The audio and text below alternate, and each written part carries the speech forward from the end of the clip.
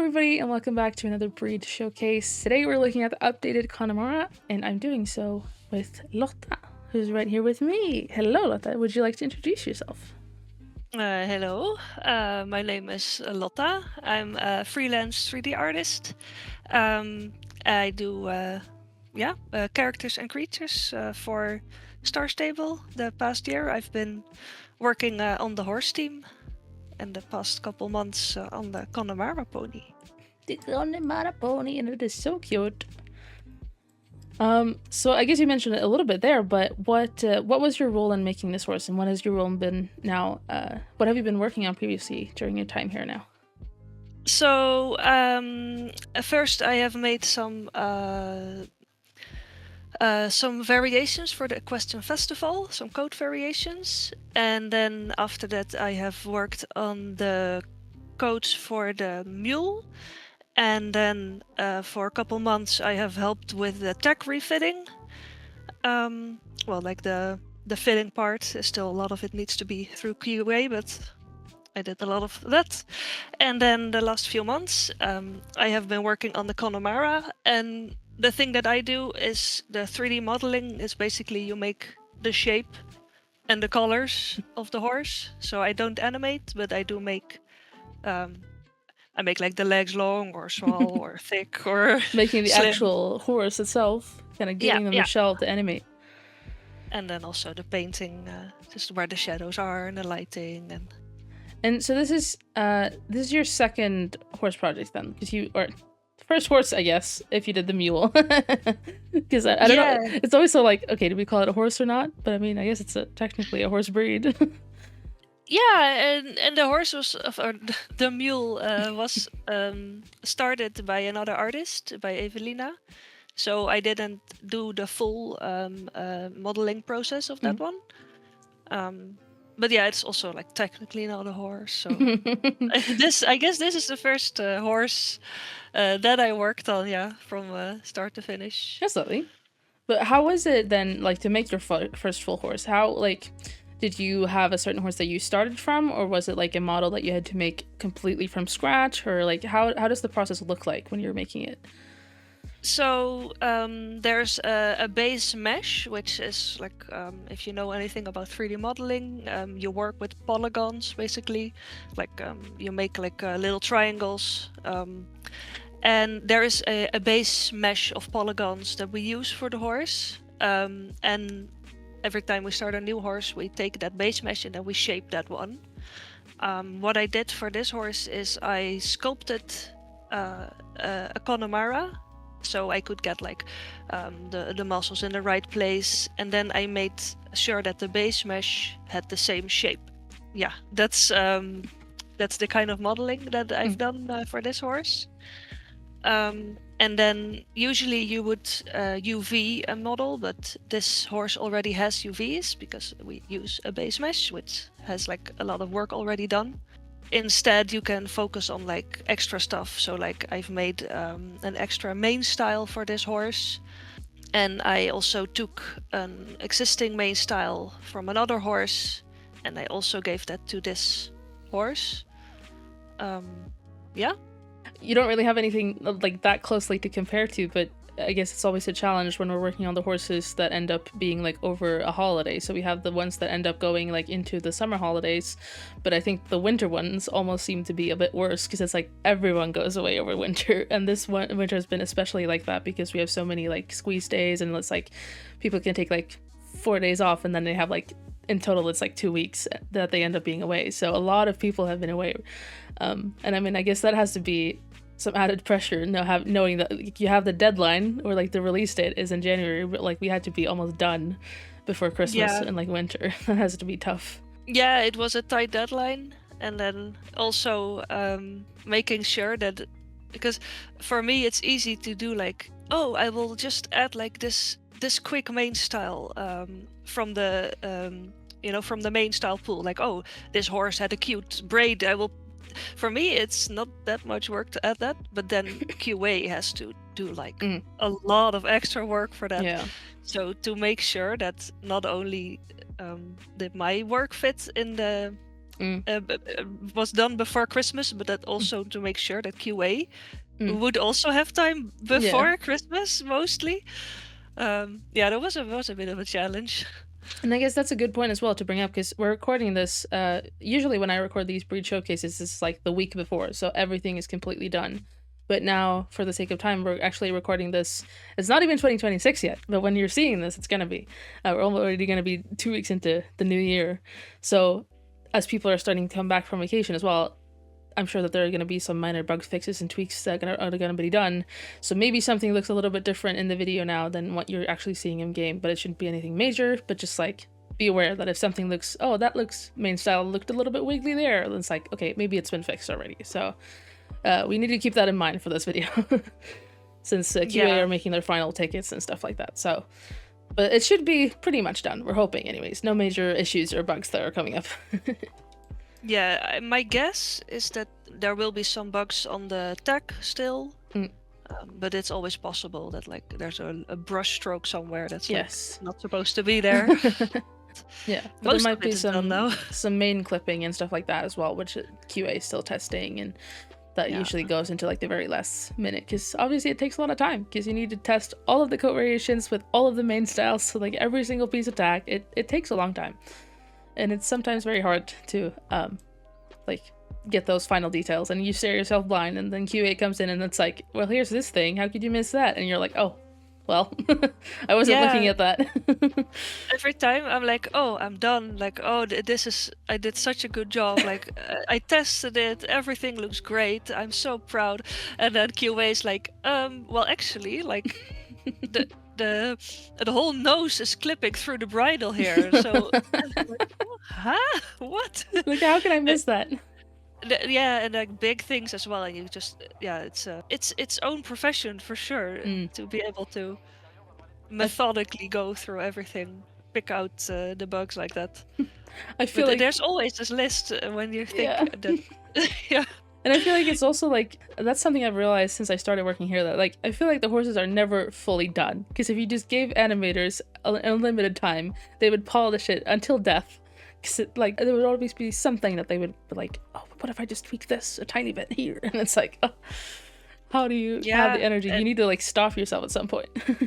And like I said, right, like, oh, but can I add an extra braid, or can I add like, oh, but what if I add like an 8th coat collar? Like, oh, aren't we missing this classic color? Aren't we missing this color? Wouldn't it be cool to have this?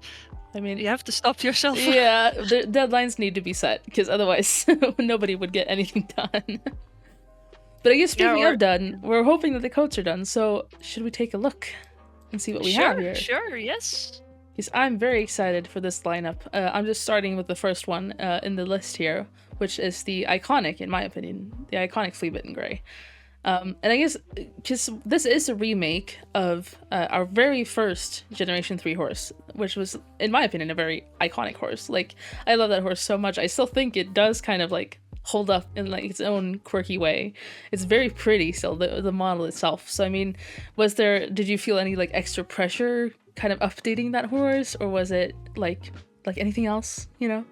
Yeah, a little bit of pressure, because the old Connemara is still really loved by fans or players. So there's always like this little bit of pressure of like, they already love the original so much. So can you, like, even if you meet that same standard, like, will they be happy or will they be disappointed? Or like, it's hard to like find that balance, because I do think it deserved an upgrade because it is so loved. And I mean, personally, from my opinion, I think you did a really good job, because I think this horse still looks really cute. And like, it still gives me that same vibe. I think it's very adorable. Yeah, it's also the balance of like, you want to stay true to the original, like people loved it for a reason, but then it's also an update for a reason. So it needs to change. Some things were changed, and then for some of the coats that we see later, I also like made it a bit different on purpose, otherwise there would be, two exact the same horses.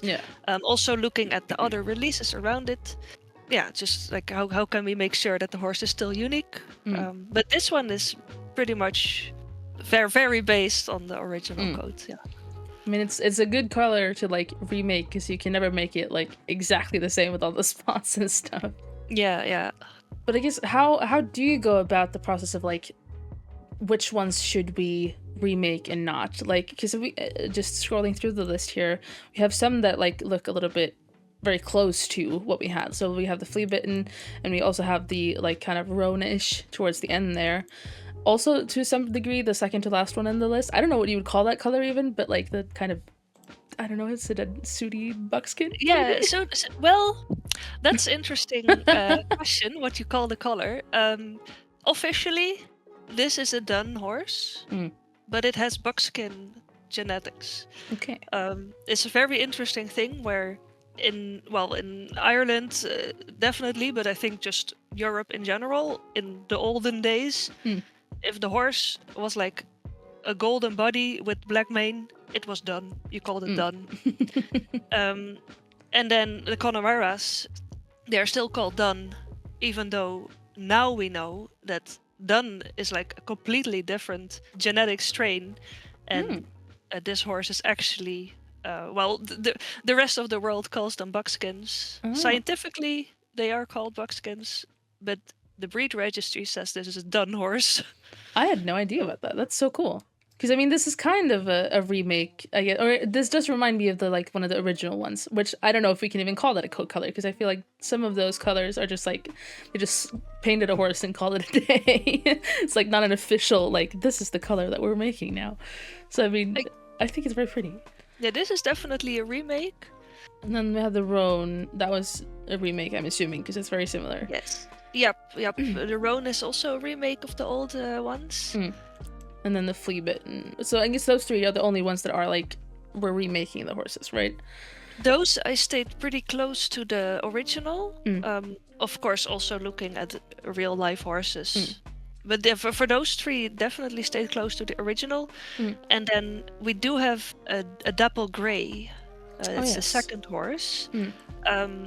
This one, the original had a dapple gray, but it looked very different because one of the team members had like a childhood horse, or she knew a horse from childhood that was a Connemara that looked like this. That is like very dark dapple gray with like a white mane already and a super white head, and it was just so striking. I was like, this looks so cool and unique. I really want to do this horse.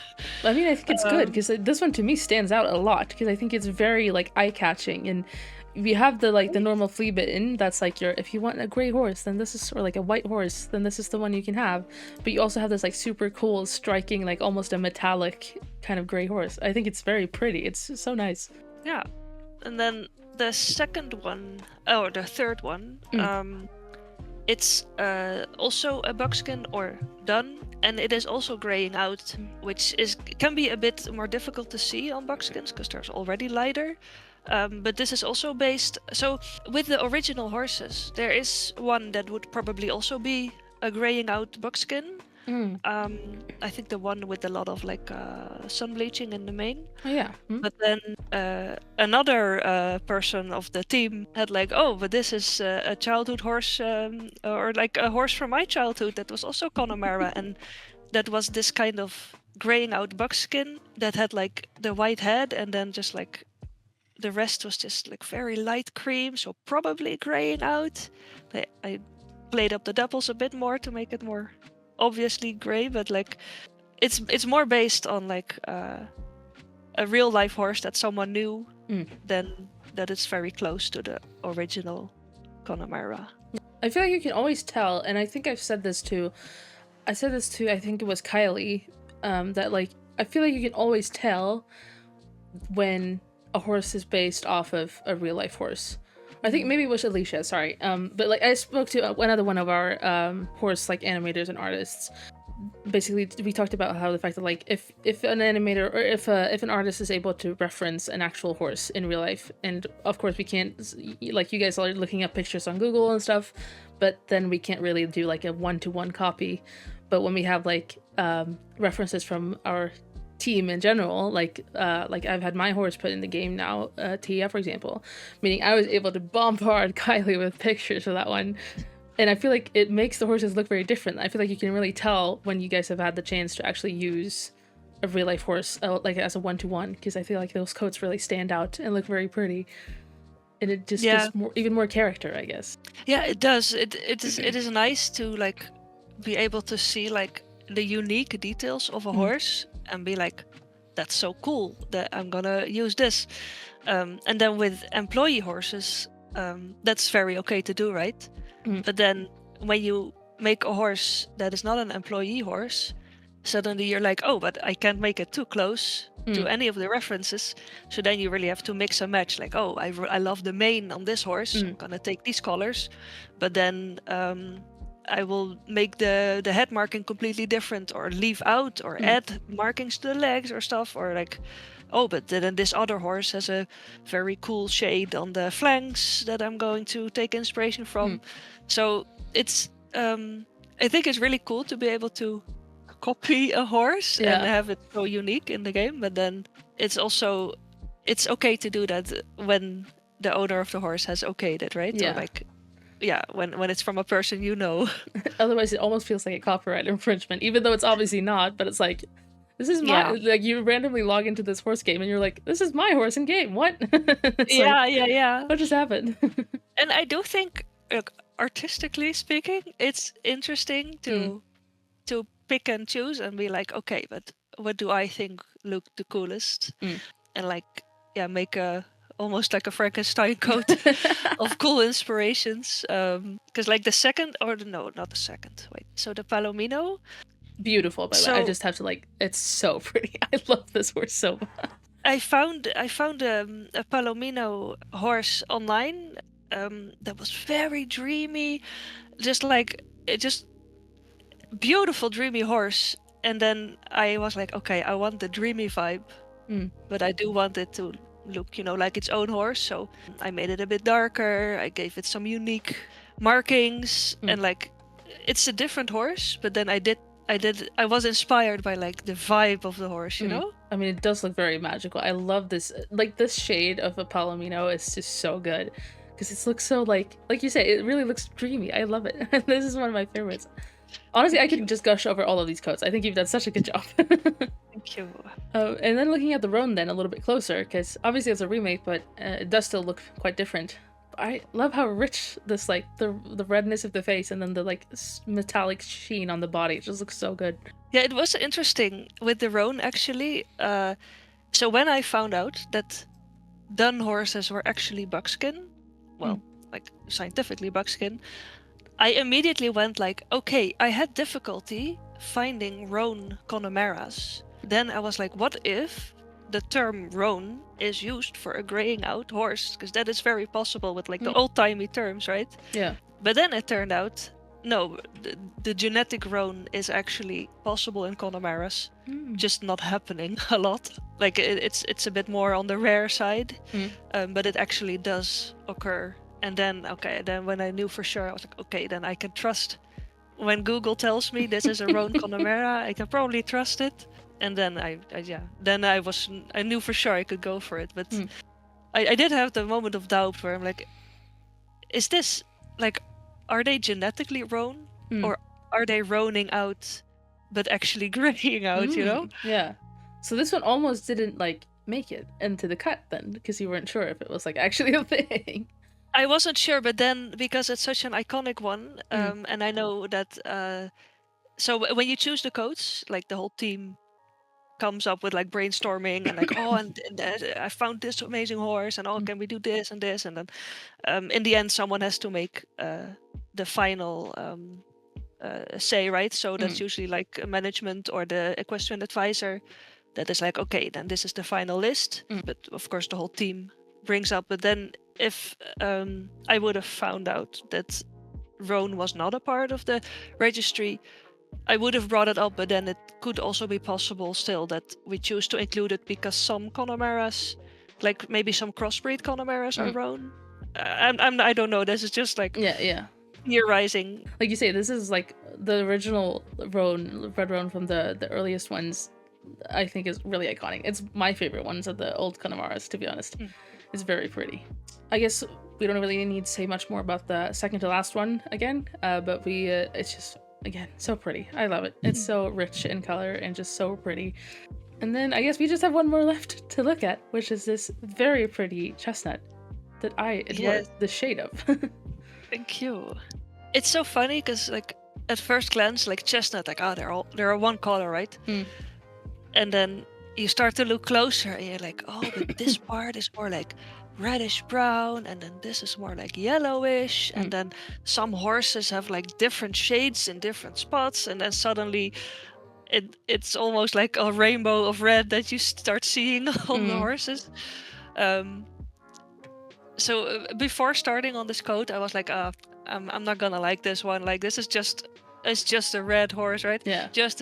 And then when working on it, I'm like, oh, interesting differences in colors, and then this is darker, and then this is so I was really into it, and now I'm really happy with how it turned out. I mean, it has so much like depth in the shading, and like you say, it's not just a flat red. It's really has the darker parts of the chest and like over like the hips and the butt, and then also the like slight almost kind of a yellowish tint like around the flanks and like the behind the elbows and stuff. It just gives so much to the horse. And I'm not usually a huge fan of chestnuts for the reason that you listed. Like they're usually quite flat, right? It's just like a red horse, but I just think this one looks so nice. And also I really love the stripe place. Like, it also has a little bit more weight under the forelock that we can't see right now, but like still the overall, just like the facial markings is just so nice. Thank you. Yeah, I was surprised myself how much I like this horse when I started working on it. What I really love about this one is it is a uniform chestnut, but the mane and tail are like slightly desaturated, and it adds so much variation as well. It's like not gray at all, but like just the slightest difference in the tint makes it makes the rest of the horse also pop so much more. I guess we can use this one for just looking at the mane styles really quickly, because I feel like this coat really shows it quite well with that difference that you mentioned, because we have this default mane style, which is something that you sculpted from scratch. Well, technically there was no sculpting involved in the manes, but I did model it from scratch. So it's very cute and like kind of like all over the place. It looks very cheeky, but I think really helps with the look of the horse itself. Yeah, it has a bit of a wilder look, and also some Connemara's really have like wavy manes, and I think it might be so. The history of the Connemara is there's a lot of theories about it, but one is that like there's Spanish horse influence in the Connemara and how that came to be. There's some myths around it that maybe like a ship sank from the Spanish Armada and the horses swam to shore and then they bred with the ponies. Like that's it probably didn't happen like that. It was probably just people traded horses back then as well. So someone just probably brought a Spanish horse and bred it to the ponies that he had. But I think that might be where the wavy manes come from. That some of them have, but not all of them. And that I tried to create the wilder wavy mane for this unique. And it also has a mane. pretty like bushy tail as well with the nice waves too. It does look very like cheeky and like kind of, I don't know. It looks very pony like, I guess. Yeah. This is definitely the more cheeky style. Yeah. And then moving on to the next one, which is the roach mane, which I think makes this horse, like the profile really pops with this one. I really like it. Yeah, no, I did look at like what kind of shape would look nice with this neck. But it's one of the standard ones, right? All the horses have the roach. Same thing with the shape. I think that also like it accentuates the neck profile and the actual like the arch of the neck, which looks really nice. Although I will say I like almost never have my horses with like a roached or a shaved because I think the mane just looks so nice. I always feel like there are so many other like pretty styles that I would rather have. Same. That like this, then the roach almost feels like a shame because then you're not having one of the other ones. But I do like this one, and I think I might give one of the when I get my own Connemaras in game. Yeah, the roach one does actually look really nice. I also love how it has like the kind of it feels like it's a lot shorter in the front than in like the middle and the back, which really helps with the arch as well. And so it does look very nice.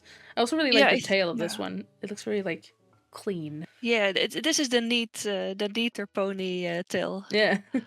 Yeah.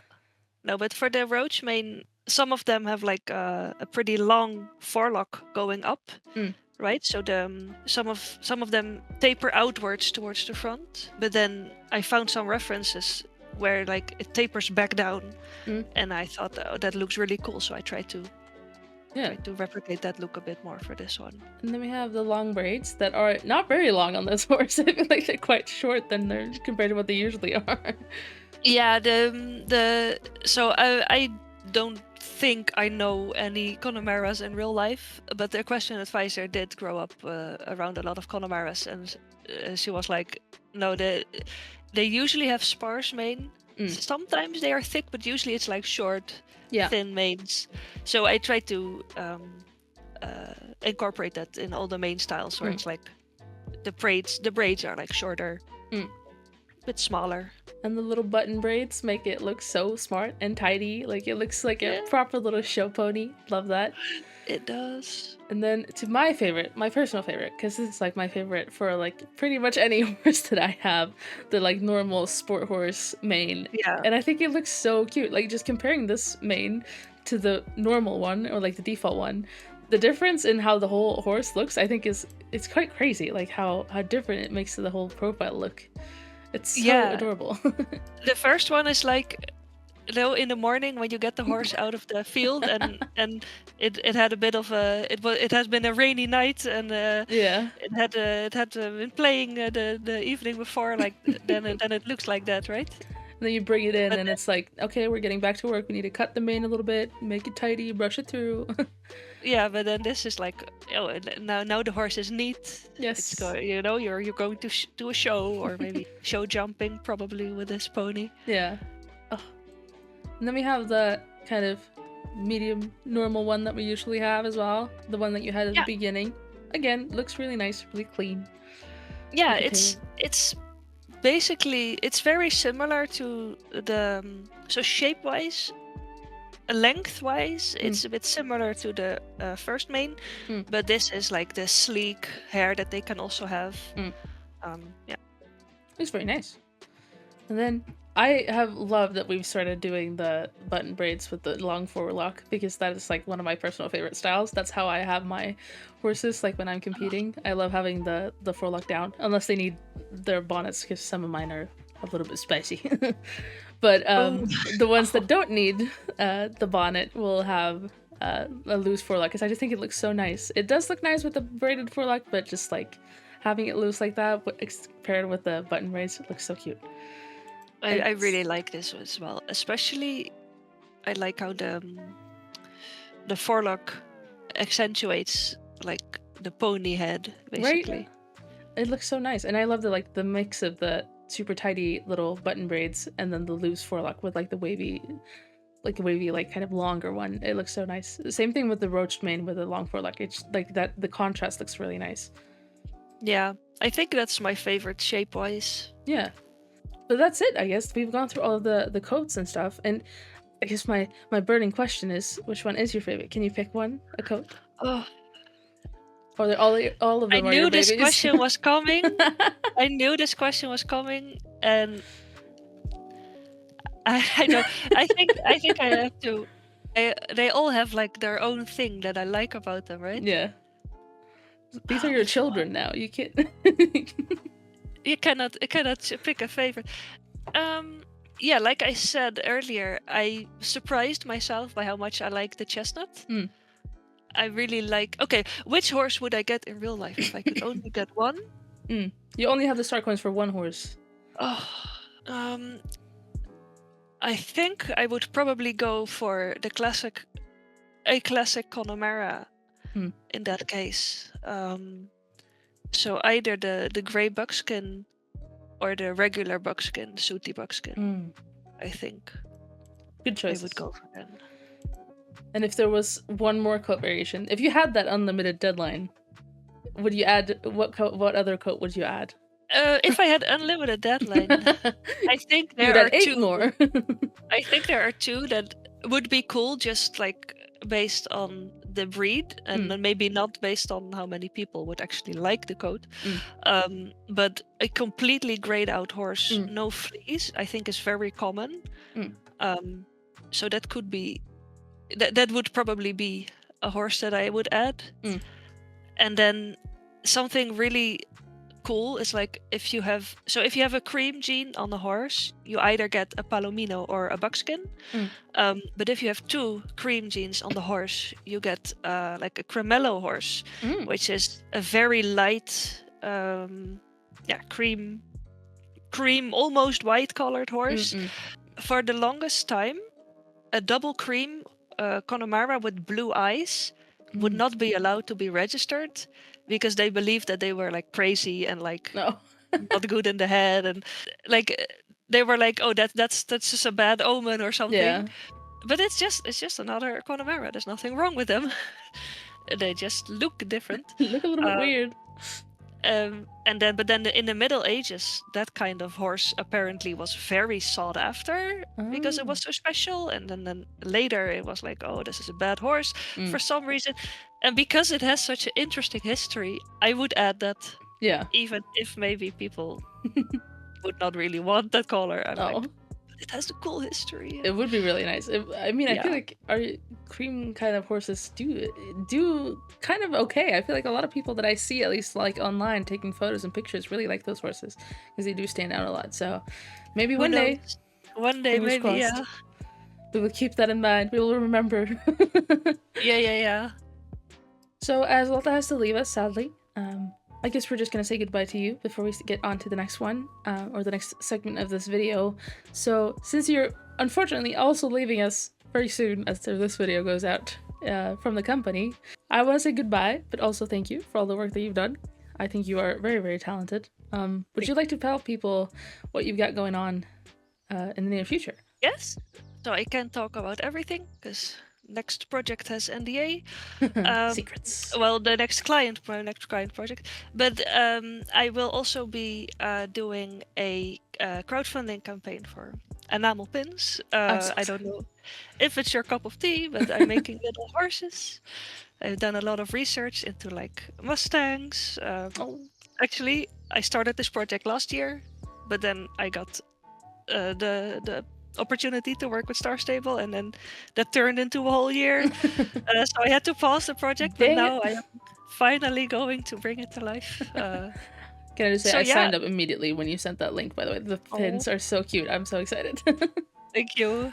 But I'm excited about that. Hopefully lots of horse projects in the future. Yes. And can people follow you anywhere? Do you have any portfolios or websites or something like that? So I have an Instagram that I sometimes update. I have to start plugging. Well, by the time this video comes out, I will have started posting probably about the crowdfunding, about the backer kit campaign. But yeah, I do have an Instagram where you can follow me for like my more personal work. And then I also have an art station, but that's for like more for like this kind of client work. The businesses. For Star Stable, for businesses, yeah. But yeah, you can find my work there as well. Thank you so much, Lotta. Thank you for being here. Thank you for the work on this horse. It's been so much fun to work with you for this year, seeing what you've done. Yes. And I think you've done a fantastic job. And I hope to see you back in the future as well. Thank you. It has been amazing to work with Star Stable and you guys. So I hope I will see you again in the future. Yes. Thank you so much for this. No worries at all. Thank you for joining me. It's been so much fun to talk about the horses. And while we wave goodbye to you, I will be moving on to the animations themselves. But yes. Thank you, Lotta. Thank you. Hello. So this actually is now not recorded directly after my chat with Lotta like it originally was. Like we mentioned at the start of the video, the horse was kind of not early in production, but it was definitely like still being finalized as we were recording. And a couple of the issues with animations were tweaked and polished after we recorded that video. So I decided to wait and just re-record the gates for you guys at a later stage, which is today. because right now I'm only a couple of days out from release and doing this over the weekend before these guys come out. And I'm just doing this to try to give the best representation of the horse as possible. And I will also, before we do this, because we're just going to go through the gates really quickly, I want to preface this by answering a question that I got after my latest video with the Black Forest horse. Because somebody DM'd me and asked if I could start going more into depth about the animations again like I used to when these videos were called breed reviews. And I won't really be doing that, and the reason for that is because back then I obviously had no part in the production of any sort. I had no insight, I was just a player. So I only reviewed what I saw, gave feedback on animations that I wished maybe looked different or whatever.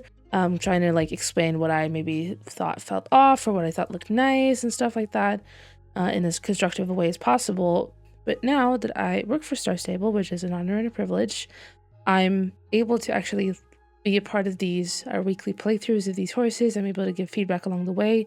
It's obviously not my decision. It's not like I'm putting the final approval of a horse in no way, shape, or form. I just try to forward the kind of insights that I think community will react to, or like I try to do the feedback I try to give from you guys' perspective. But that being said, the feedback that I can give, I've been able to give throughout this whole process.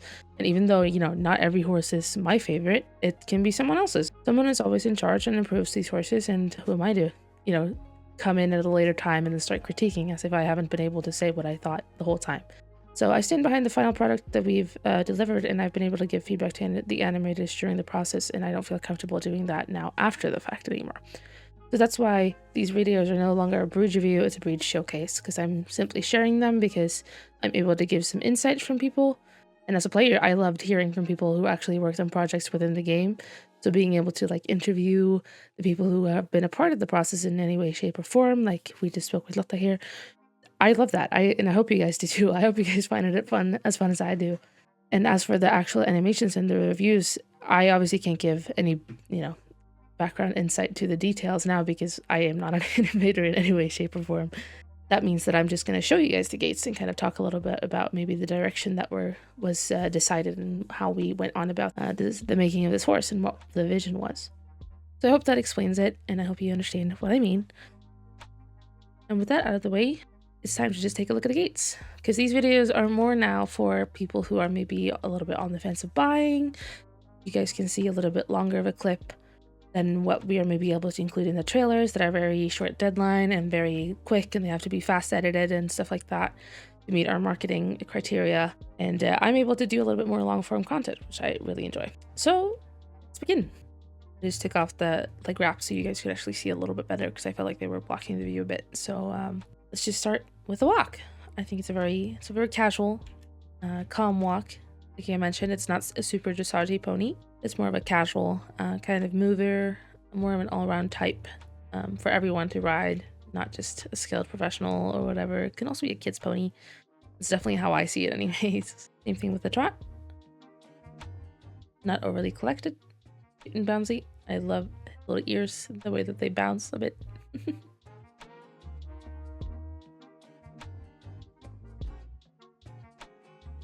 And then moving into the canter.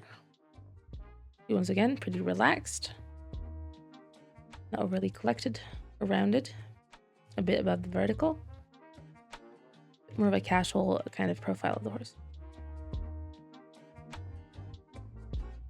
Now I need a little bit more space because we're going to go up into the slow gallop.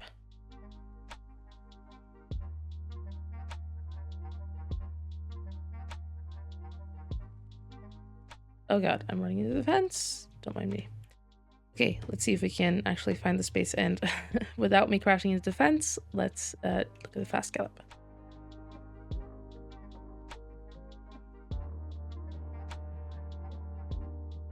Really a fast guy. Sticks his nose out, he's racing. I don't know what he's racing, but he's racing something. Then the hard stop. Really runs up pretty hard. We're stopping.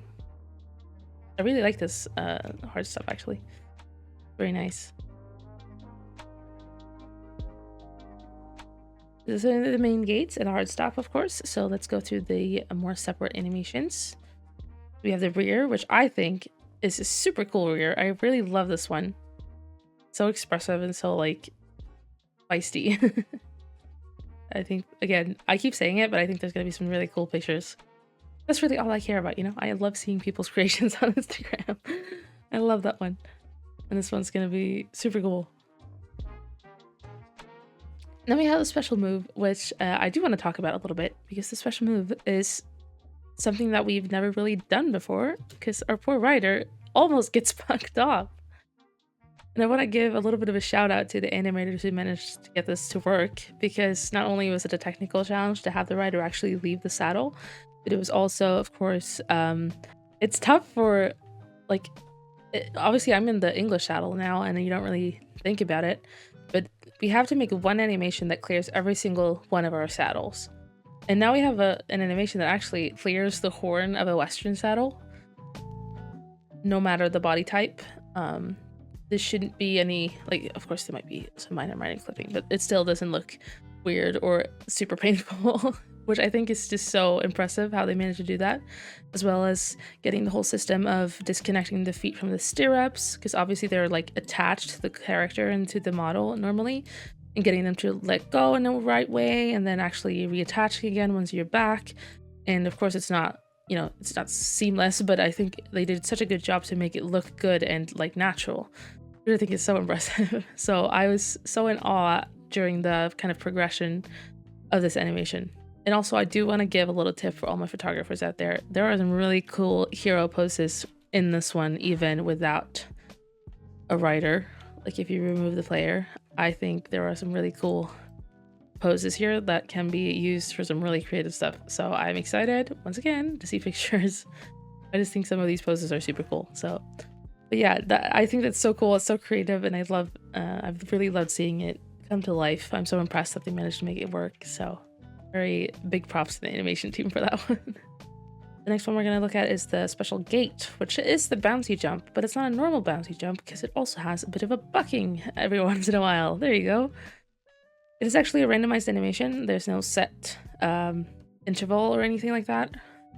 So it happens every once in a while. It has a random chance of playing that animation. It took a little bit of work for our animators to kind of find a spacing that was good enough to where it doesn't feel overwhelming. And instead it just looks cheeky, and it does it every once in a while, which I think is super cute. But it's also a challenge to get it on picture. Whoops. Because it happens really fast, so good luck catching that one on camera. And of course, we'll set up some props here because we need to take a look at the jumps.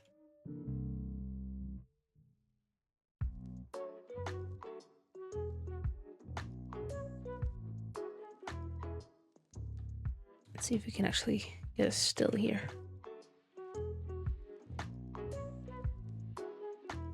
That cute little face. I love his ears.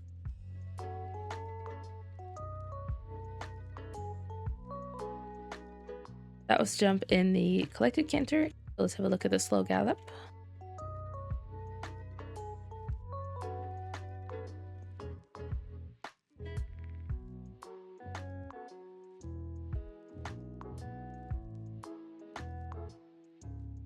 Oh, I'm not centered in the jumps. Again, very cute. Oops. Now let's have a look at the fast gallop.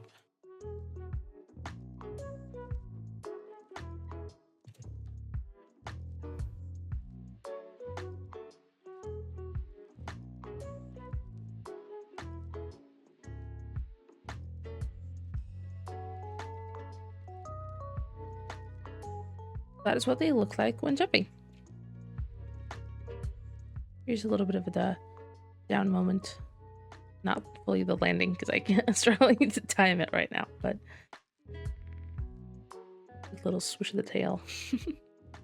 There we go. Those were all of the Connemara animations in proper light. I hope this was helpful for anyone who wanted to see them a little bit more before deciding to buy them in game maybe, or you just wanted to see how they look. Regardless, I hope that you guys enjoyed my chat with Lotta. I hope you guys enjoyed this video overall. Thank you guys so much for watching. Let me know what you guys think of the Connemara, which one's your favorite. Thank you guys so much for watching, and I will see you guys in the next one. Bye-bye!